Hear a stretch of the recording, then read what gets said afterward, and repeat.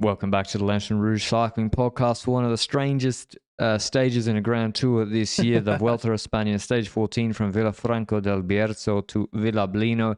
This episode is brought to you by our show partner, Join Cycling. 201 kilometers. The Vuelta never goes over 200 Ks, but today it does. But it doesn't even have that much climbing, despite a 50-minute or 40-minute climb at the end of the stage. There's hills before, and then a Category 1 highway climb, 23 Ks, 4.5%. And it's not Rampas sin Humanas. It's not fake news. It's the most regular climb you'll ever see.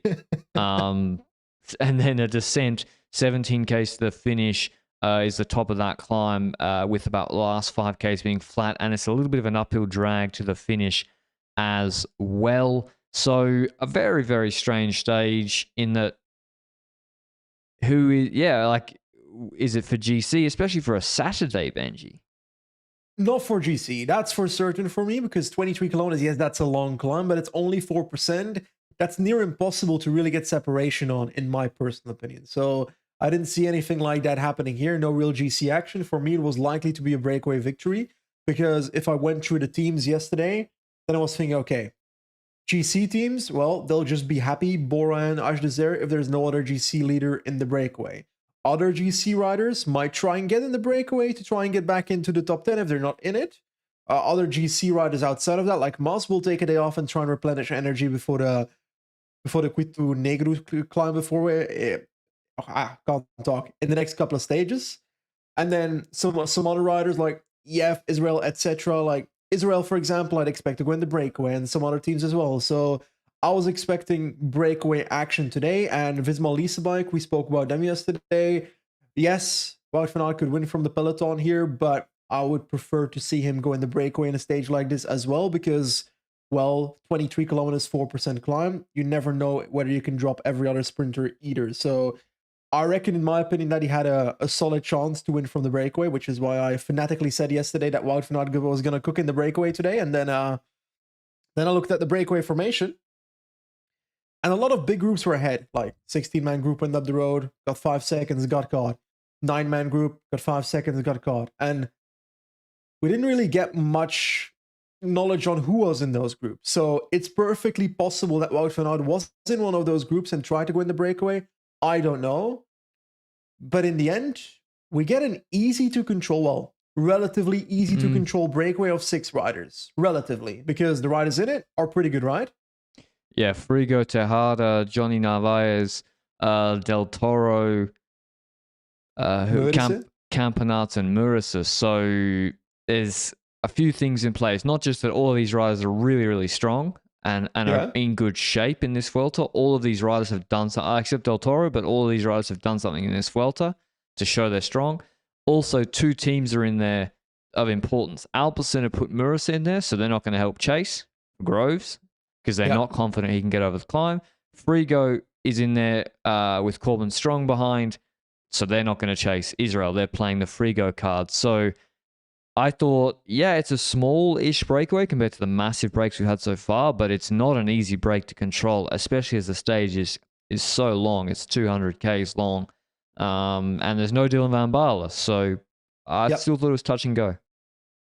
But we did have a pretty strong rider in Affini in this race so far for Visma Leasebike. He's the kind of rider for Visma where he's always there when you need him, and he's also versatile in when he's being used. He's a solo lead out every now and then for the likes of Wout van Aert and for Kooi in the past. And then we look at his other activities, being a rouleur the entire day, also part of his palmarès.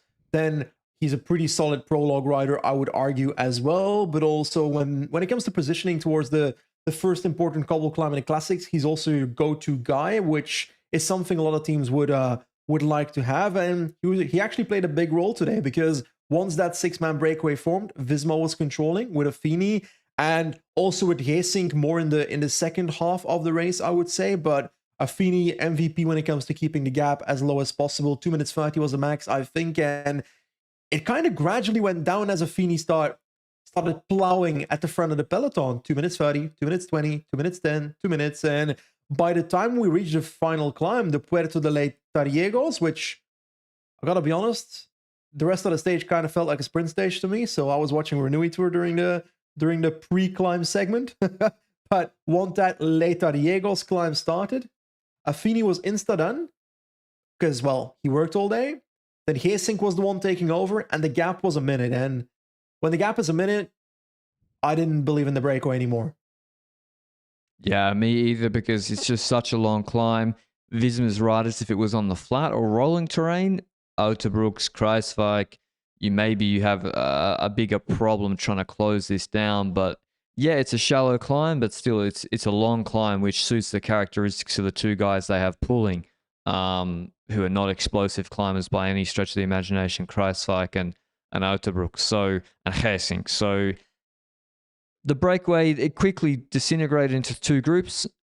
That also suggested to me that maybe, yeah, they hadn't been going all out, because, yeah, Del Toro just quickly dropped Benji. I thought this was a good climb for him. Yeah, but you got to keep in mind, he's sick. What's his climbing strategy?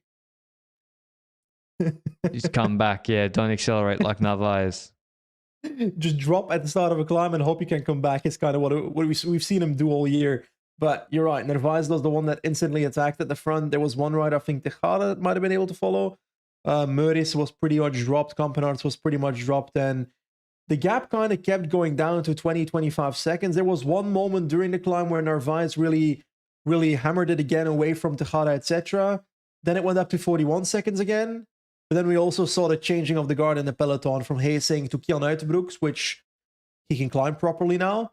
Kruiswijk after that. So we were starting to see that gap come down so quickly that once Kruiswijk was at the front for a bit, Narvaez was caught. But hey, breakaway gone. Breakaway's gone. And I know summer's nearly ending. Tomorrow is the 1st of September. I don't know when European autumn begins. Americans, I believe you call that fall. I think it's, anyway, it's beyond me. The entire cycling season is summer to me. No, when I watch those February races in Belgium, that doesn't feel like or look like summer to me. And certainly the riders during the Giro, they say that's not summer. They definitely felt the summer in the Vuelta. But as the holidays are behind us, and maybe you're going back to school, going back to university, going back to work, you've got more things happening, more of a routine. It's the perfect time to focus on your own goals and routines. And Join Cycling is the perfect companion to help you with that consistency by building strong habits, ensuring you ride regularly, and that's the key factor in having long-term success. So the perfect thing about Join Cycling is you can start small. You don't need to start with 25-hour weeks. You can start with an achievable plan for you, with workouts that are very, very achievable. It's not like these 45-minute necessarily workouts where you're gasping for breath every 10 seconds. It's actually about consistency over the long term that helps you have success on the bike. And that's the foundation of many of the Join Cycling plans, particularly the most popular and successful plans, the FTP Builder or Stamina Builder. And once this becomes a habit, you can gradually increase the duration of your rides. But how about the Patrick Broe sprint plan? The sprint plan was a while ago, Benji. Yeah, but the Patrick Broe sprint plan, the Fabio Jakobsen one, okay. But the Fabio Jakobsen sprint plan only had... one. Oh, the Patrick Broe one. Nah, I'm not sure I have it in me to be a World Tours pro sprinter. The Fabio Jakobsen one, again, with that, it was only like one sprint workout a week, and otherwise it was building your endurance and your general fitness, which is just as important. And so, yeah, check out Join Cycling down below, particularly if you want to make a change and get back into cycling as summer's coming to an end. The Fabio Jakobsen sprint plan. Nah, I reckon Stamina Builder. Okay. I'll keep going on my Stamina Builder then, the one I'm already Stamina doing. Builder is the long-term one. It's 3 months though. You got to do a performance test soon, or you not there yet?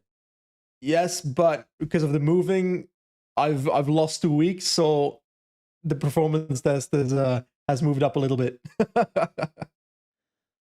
Speaking of fitness after a long climb, something that we wouldn't have seen Fabio, I don't think, making this finish. He didn't make the renew one. Poor guy abandoned on his birthday. Luke will have on the ground. We'll have comments, I think, direct from the Netherlands where they started today in Renewy. But here, Narvaez is caught, and I was thinking, Benji, they the coverage of the Vuelta, it's been a bit hit and miss, I would say, in paths, particularly yesterday on the mountaintop finish. I had no idea who was in the group. They didn't show the back of the peloton at all. I didn't know if Groves was there. I was pretty sure Bittner was there. I never felt like Groves was going to drop under this tempo, so I wasn't worried about him being dropped. Does that make sense? It does, because it's 4.5%. The draft advantage is worth, 50 watts probably? Like, it's worth 1 watt per kilo, maybe even up to that on 4.5% going that speed. It's really once Kruijswijk was done that I was starting to think, okay, now the tempo's going quite a bit harder, because then Geoghegan Hart went to the front because they realized they've got Watzig, and Watzig versus Groves and Wout van Aert. I'm sorry, but it's preferable, but that's a bit of a harder climb as well. Now, after that, we see Cataneo go to the front as well with Landa in the wheel. That actually causes a bit of a split behind those two riders. Then Walter needs to try to close that for Wout van Aert. Walter can't close it completely, so Wout has to close the last gap towards them. And that tempo increase from Hart taking over to the top of the climb, that was the moment for me where if any pure sprinter drops, it's going to be here. Yeah, and that's the steady pacing. Groves is very fit sprinter. He's not just a pure sprinter. That's why he's won 6 Vuelta stages. So, like, I was surprised not to see Verona take over from Geoghegan Hart. That felt like the moment where Geoghegan Hart pulls off, it stops, then it's 6 wide again. And I was like looking at Verona, and I was like, shouldn't you be pulling if the plan is to make it hard for Vasek? Question. We're getting towards the top of this climb, the last 1 kilometers of this climb. Is it weird for me to ask the question, even if you're Watzig, but also other riders in this peloton, with 1 kilometer to go on this climb, we see that Wout van Aert's team, that Visma is struggling to close Landa and Cataneo. Is there no one that at that moment thinks, okay, maybe I should just YOLO attack into this ascent, maybe I can get a stage win out of it? Wout van Aert will probably react. He's probably going to be in your wheel, but like, I was surprised as well. It was uncontrolled, or it was a less controlled situation. I feel like we saw no one really go for it. I think because Catania pulled so hard, but still, when Geoghegan Hart pulled off in that phase, I was like, Maro, Schmidt, Stefan, Kung, this is your moment to attack. Like, you're not going to win the sprint against those guys. So I was surprised, to be honest. When Catania started pacing, impossible to attack. He was pacing so hard. So there, and then Van Aert, he closed the gap and then goes to the KOM points. That's why he seemed to close the gap. Gets a bit of a gap, and it was like when he before the descent yesterday. I was like, this was maybe he could have thought about attacking there, but in the end, he wants to wait for the sprint. Maybe he didn't know Groves was there or where Groves was, but Groves was there. Bittner was on a bit of a gap. He comes back with the help of DSM, and it's looking like we're going to go to a sprint. Except there is a bit of a change. Well, not a bit of a change, a bit of drama, of course. Where would Roglic be without drama? We see a cut back to Roglic, changing bike with Danny Martinez. Martinez gives him his bike. It was a mechanical. You could see them slowing down. The camera saw that. I also saw on the overhead of the descent, some guys really shooting back, and I was like, well, that's weird. Yeah. It's a fast descent, pedaling descent on a highway. And to be honest, it was near the top. He gets to the back of the cars. There's also groups coming back, it's like really long line. I wasn't too worried for Roglic, to be honest. Honestly, a perfect bike exchange, a perfect Lisa bike from Primož Roglic. I was never stressed because we know he's a good descender.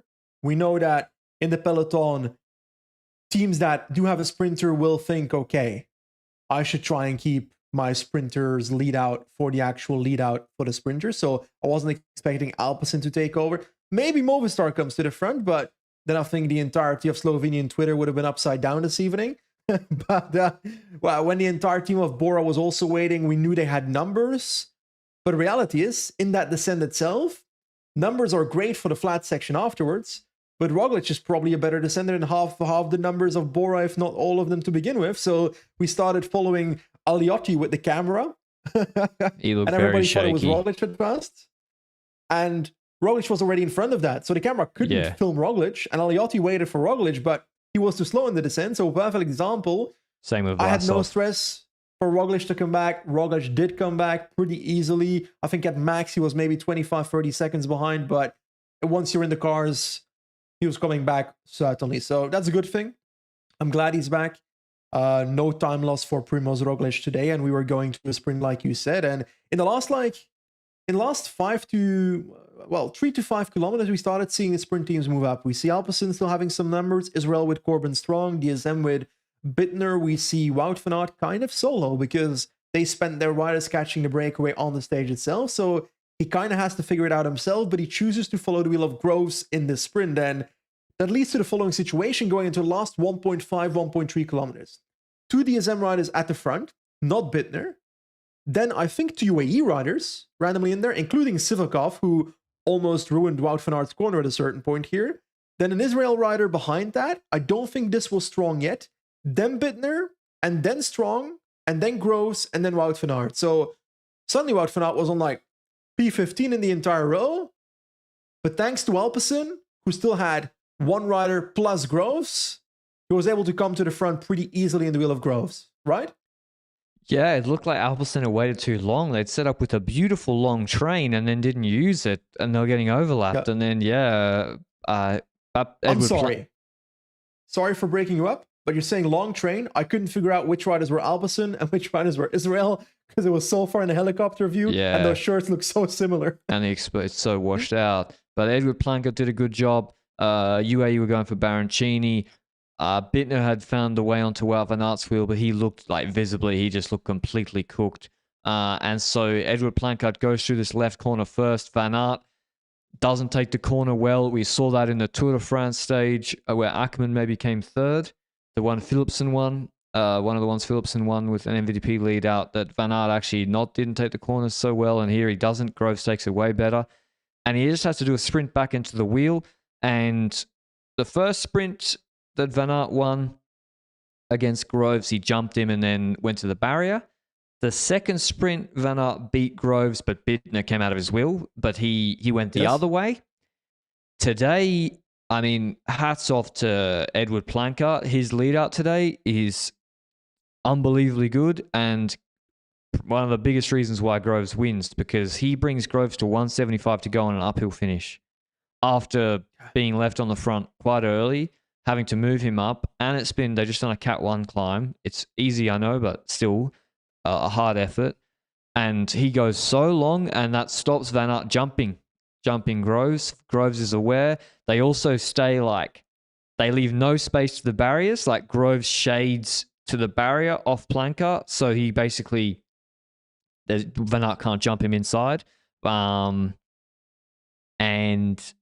Groves jumps basically the same when he wants to jump today. Today he gets to jump when he wants to jump. Van Aert curiously goes around Plankert. He doesn't take the opportunity to draft Groves, even though he didn't jump him. And then Van Aert gets ahead of him. They're side by side. It was a really interesting drag race sprint, and Groves beats him. Groves comes back, which you rarely see. Even though Van Aert got ahead, Groves comes back and finishes the sprint actually stronger than Van Aert, winning his 6th ever Vuelta stage, and he's got a stage of the Giro as well. 7 Grand Tour stage wins, and a huge win for him. His second win of this Vuelta. Van Aert second, Corbin Strong third, Vasek 4th, Mikel 5th, Baroncini 6th, Guglielmi 7th, Levens 8th, Bersategi 9th, Carlos Canal 10th. And a word on what team is he? And why this is so impressive from Groves is Pavel Bittner into that corner was on Wout van Aert's wheel. Wheel with 350, 400 meters to go. In fourth wheel, he finishes 38th. Because he just was cooked. Whereas Groves, he had a stronger sprint than Van Aert. So that's the difference, is that maybe you think, there are sprinters that can sprint really well.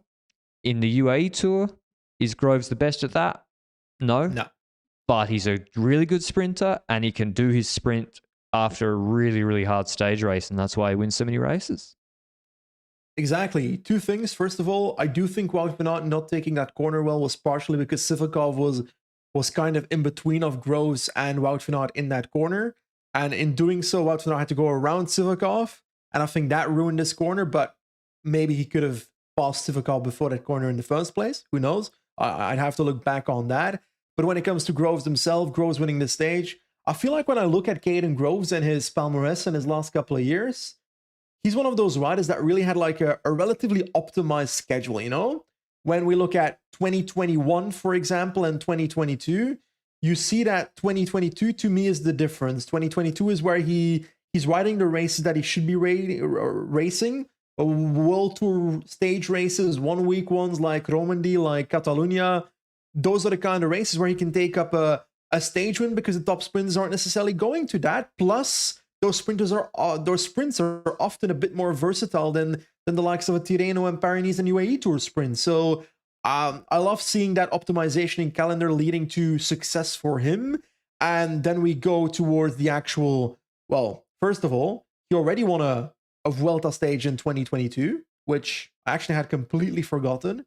Then in 2023, of course, we know what happened there. Optimization of schedule again. Yes, we're stepping up not only from doing just Catalunya, etc. He still won 2 stages there, but also doing a combination of Giro, Vuelta, where he does take Grand Tour stages left and right again. So for me, that's a rider that just has a relatively optimized schedule. And I think a lot of riders could probably learn from that, where, for example, yes, for Lotto Destiny, it's worth so much to have Arnaud Lee at the Tour de France for the sake of a sponsor. But realistically, I would have rather see him do a Vuelta for palmarès purposes, in my opinion. Yeah, who knows? In this sort of sprint, he would have been fine because you're fighting. No offense, but to fight for Groves' wheel, Van Aert is fighting off Javier Berastegi, who's a 24-year-old guy on Euskaltel who's probably about 65 kilos. It's a whole different ballgame, and that's the problem for Dali. Is we see in the Renewey Tour, it's the best sprinters in the world on the most dangerous parkour I've ever seen with lead-outs. He just can't do it. Like in the Tour, he was quite good. Like he overperformed in the sprints in the Tour, but still, still couldn't win. Whereas, today, I don't know how he would have fared with the climb, but the Vuelta's good for him. But with Groves, like he scored 2,000 UCI points last year, winning one Volta Limburg.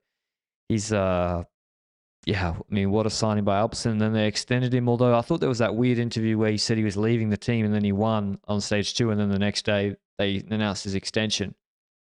Really confusing. Did that happen, or am I imagining it?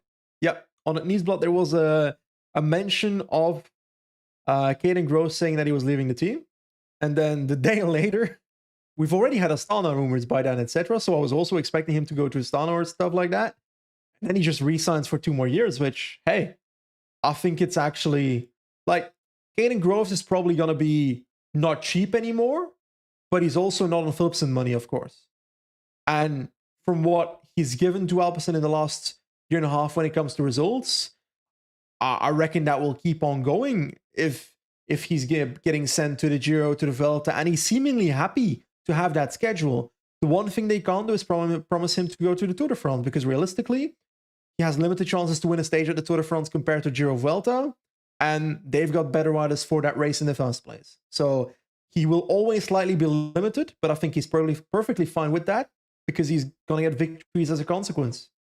Yeah, and the whole team supports him. And look at the lead out in the end. Like, there's so many. There was no attacks. No one could attack. Alpecin completely locked down the end of the stage after a 23K Category 1 climb.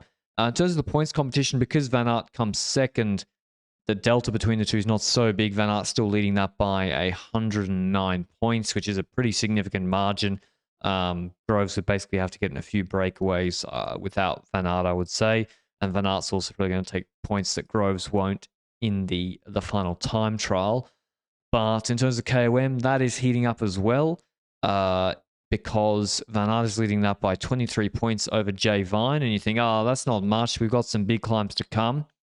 You're correct, but the categorization of these climbs is quite, I wouldn't say strange. Well, yeah, odd. Like, yes, like Moncalvillo on stage 19, it's a 9K, 9% mountaintop finish. 9K, 9% mountaintop finish. Okay, category 1, makes sense. Tomorrow, the first climb of the day is a 6.5K, 8% climb. That's a category 1. And they do a category 3, and then they do that climb again, and it's categorized category 1 again. So if Roglic wins on Moncalvillo, fine. But Van Aert can go on the breakaway or Jay Vine and take those points. I agree with you. I just feel like the organizers did that to incentivize or make it more likely on a parkour that has so many mountaintop finishes that a breakaway rider might still have a chance of potentially beating the GC riders. Because before the race started, you would argue that a lot of these mountaintop finishes were going to go to GC riders most likely. But because of Bora's behavior towards breakaways, because they've realized, okay, we either control the stage or we do the perfect lead out for Roglic, we have seen more breakaway wins as a consequence of that behavior. And as a consequence of the success of breakaways in the past, leading to more teams realizing, okay, there's something in this, let's try and go in the breakaway ourselves. And I think that is a major factor to why GC riders are taking less points at KOM this Vuelta, because they take less points on the final climb, because a lot of final climbs are going to actual breakaways instead of GC riders. I know that was a long story, but I finally got to my point in the end. So I'm actually okay with these first 2 climbs being like first cat and the third one tomorrow as well. I think it was with the idea of, okay, we'll try and make sure it's balanced between GC riders and breakaway riders. But the race just turned out differently as a consequence, where it's starting to look very likely that Wout van Aert will run home with the polka dot jersey, in my personal opinion. It's still early though. Stuff can happen. But I don't know. I think he's going to get it. I think Vine's going to go for it. Yeah, but I think Wout van Aert will get the upper hand, because a lot of these climbs are 6 kilometers at 6 to 8%. Oh, when it gets to 8-9%, then Vine might get the upper hand. But when it's 6% climbs, then I'm like, okay, Wout van Aert. The problem is UAE. It's not the team's classification. Van Aert's got 46 points. Soler has 23. Vine has 23. Yates has 22. They got that's the problem. Yeah. But also, how is Vine after the crash? I'm not sure. So. I mean, luckily he didn't actually crash, but still, he was probably lucky that he didn't cut his knee hitting the guardrail like that. I think in the end he just busted his shoe up. Okay. And that's why he was out of the stage, basically. So not a heavy injury, a busted shoe. No, McNulty finished today not in the GC group, but 59 seconds behind. I dare say he just stopped pedaling when the sprint started, and he was actually fine on the climb. So that's good. Lost 11 minutes, so he's going to be in the break tomorrow.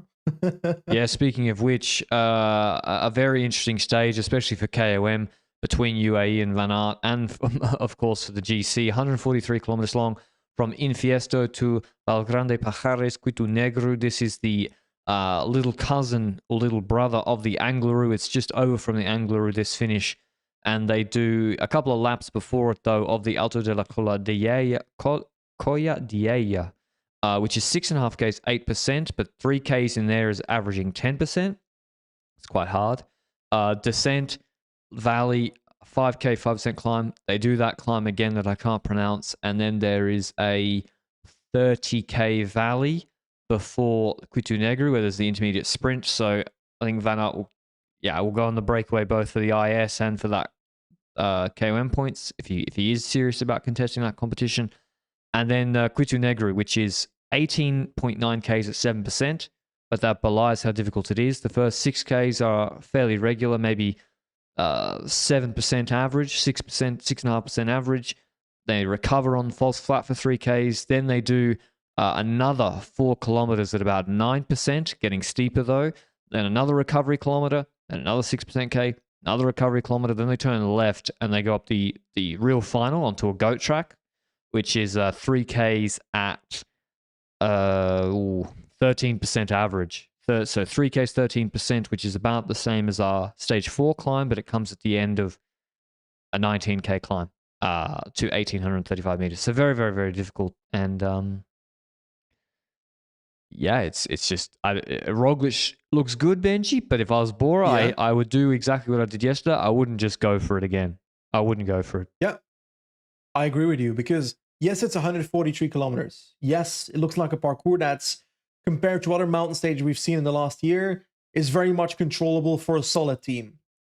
But based on what Bora has shown in the first 2 weeks here, we've seen inconsistencies in their strength. So I'm perfectly fine with the decision. I think it's the right decision to just let the break get ahead tomorrow and then just do the lead out on the final climb. Sure, make sure that the break doesn't have important GC rise that could suddenly take 10 minutes. That's one important thing, but that's step one. Step two, do your lead out on the final climb. And as simple as that, because based on Ankaras, Roglic should be the strongest. Well, what do you need on the final climb? I feel like the lead out, where? You mean on the steep part or from the bottom of 19Ks? I think you can't start by doing the lead out at the bottom of Quito Negro as the actual bottom. I feel like you need to, when you're looking at the team of Bora, you're keeping yourself in position and maybe have the likes of Denz and Gamper doing the first few kilometers of this climb, because I don't see the need to launch Roglic with 10 kilometers again. Where they've had success is to just get to the steep part, go super hard for 90 seconds, 2 minutes, and then let him do his tempo. That worked on stage. Oh, what's the date? Eddie Dunbar won. No, that stage was 10. Stage 11? Or 10? 11? It's worked on every stage they've done it like that. Stage 4, stage Eddie Dunbar, stage yesterday, where they just wait, do the hard lead out, let him cook for 15 minutes or less after an easy stage has been where it's fine. Hazelanas, the opposite, hard day all day on the pedals. But tomorrow's actually 3,800 meters of climbing. That's a lot in 143 Ks. Wow. There are some proper valleys to recover, but that's a lot of climbing in 143 Ks still. It's a hard course. And it's steep climbing tomorrow too. Like the Cola Diella, that's got 3 Ks, 10% they do twice. So very, very hard stage. But depends when the break forms, Benji. Yeah, the break hasn't formed very early in most of these stages, so I expect the breakaway to form maybe on the first Alto La Coladiella, which is about 40 kilometers in, maybe even after that, to be honest, because we've had an hour and a half of break formation in this race a few times in stages. But there's still time for the breakaway to take time there, because if you're Bora, you then want to recover the likes of Gamper and Denz, because yes, if you're going to use them to control, but you got to keep in mind, this last climb, if you take every bit of climbing of it, then you got a 20-kilometer climb. So I don't want to have half this team spent once I get at to the entire bottom of Quito Negro, you know? Yeah. I'm gonna go with Eddie Dunbar again. Ooh. Eddie Dunbar against Mike Woods. Okay. I'm gonna go Dunbar. You know, Dunbar is 18th in GC, and yesterday on Ancaras, he finished same time Christian Rodriguez, same time Sivakov, 5 seconds ahead of Adam Yates from the GC group. So I'm going Dunbar. Still top 10 from the break. Yeah. So I like that. Did you know Jack Haig was 19th? I haven't seen him all race. Nah, Haig was, I guess I've been following him. Sorry, but I have not seen him once, which it's great to see that he's 19th, to be honest. So he attacked in break formation 2 days ago. Nice. I'm going to go for... Ooh. Kind of want to go Harold Tejada, but he's kind of tall. Yeah, he got dropped by Jonathan Narvaez today. Yeah, but I'm not sure if it was getting dropped or whether it was, it's not going to happen today, I'm going to dip out. He's climbing, so, I don't think he's going to cut it. I fear for it as well. I'm going to go with... Well, we haven't seen Riccatello in a while, but... No. I also don't see it happening necessarily. Cataneo is going to be in the peloton. I think Tejada's got to help Fortunato get in the break and then try and get Fortunato up there. Yeah, but Fortunato getting in the breakaway is a lot like getting Woods in the breakaway, I feel like. They're lucky there's a 3K 10% section in the first 45 minutes. That's where they got to go, the little guys. I have a hard time figuring out who can win this from the Soler will try again. I think this is a very hard finish for Soler to win from a breakaway because there's gonna be probably better climbers in that breakaway. Yeah, like Dunbar is just and especially no one rates him. So like, I like your pick. That's the annoying part. Like Schmidt and Zana, they got to help him in. Like there's on one end, I also kind of want a GC raid, but I honestly, he's not gonna do it. But Cristiano Rodriguez, just get in the breakaway. I'm sorry, but Roglic will be okay with it. He's gonna see a yellow jersey. He's gonna think it's a random Visma rider that's trying to get in the breakaway, and he's gonna be like, oh, okay. Or he's gonna see Visma and he's gonna be like, no. They're all marking each other. I'm telling you, Cristiano Rodriguez, they haven't been letting it in the break. Yeah. Alrighty. I'm gonna go for Jose Felix para of Equipo Canfarma. Nice, Canfarma, keep going. But that should be, it's still going to be a big GC stage for your Sunday. Tomorrow, today in the Renewey Tour, another messy stage. Poole. Pardon? I forgot about Max Poole.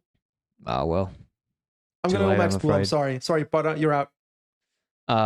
There was a messy sprint. I don't know which Astana rider it was. Could have been Zelig, could have been Saritza. Don't know, don't care really.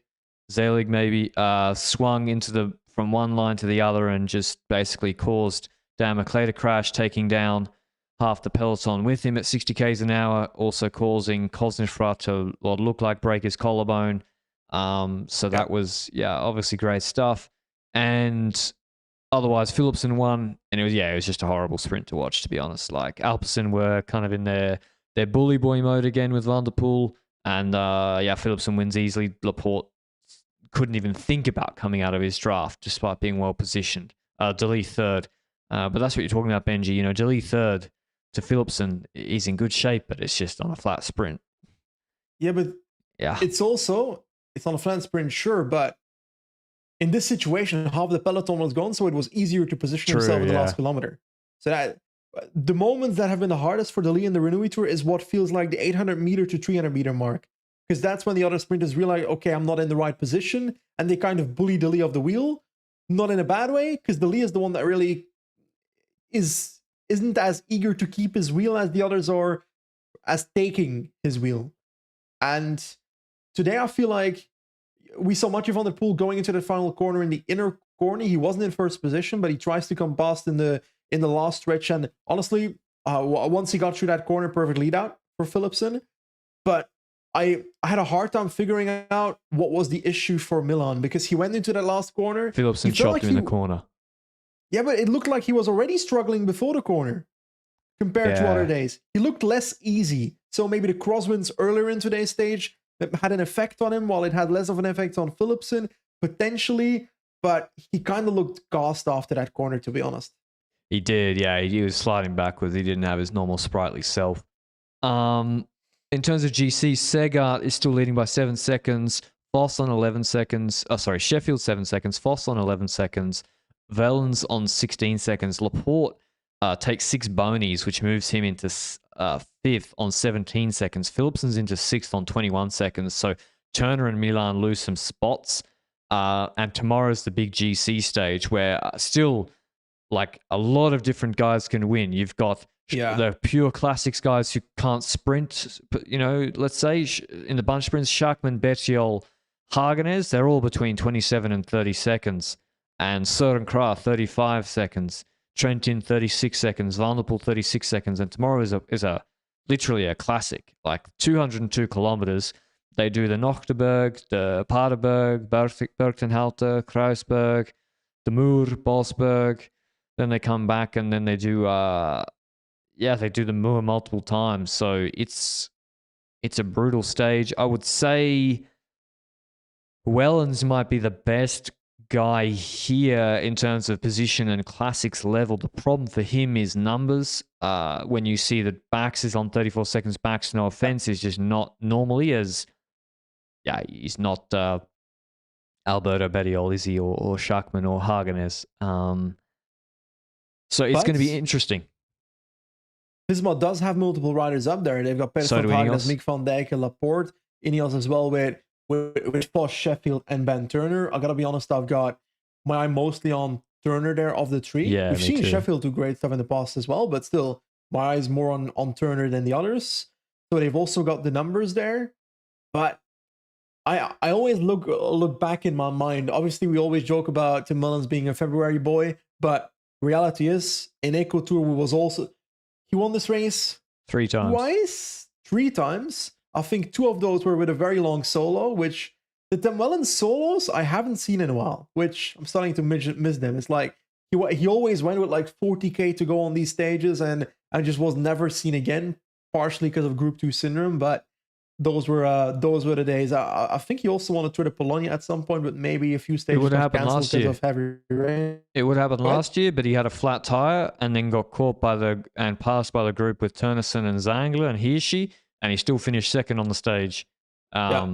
So that was 30k shorter though. So I think tomorrow is actually much harder than last year's quote unquote Queen stage.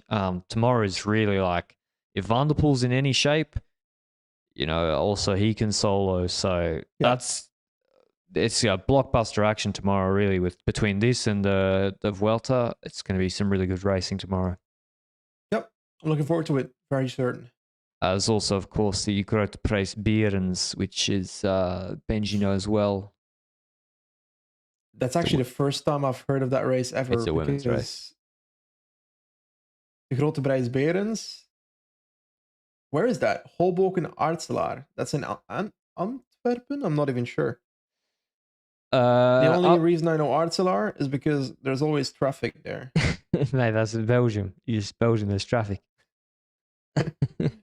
West Flanders, not so much, my friend. West Flanders, on the farm roads, on the classics roads, there isn't traffic. That is true. The only other When's news... the last time you went to West Flanders, my friend? With you. Tell me. We went to Ypres. Which... Okay, fair. I was going. That is in West Flanders, no? I was testing whether you would say the Oude Quadermond or not. Yeah, Ypres is West Flanders. But I was waiting for you to say Oude Quadermond. I would have been like, no. Oh no, you can't trick me. That's in East Flanders. I think.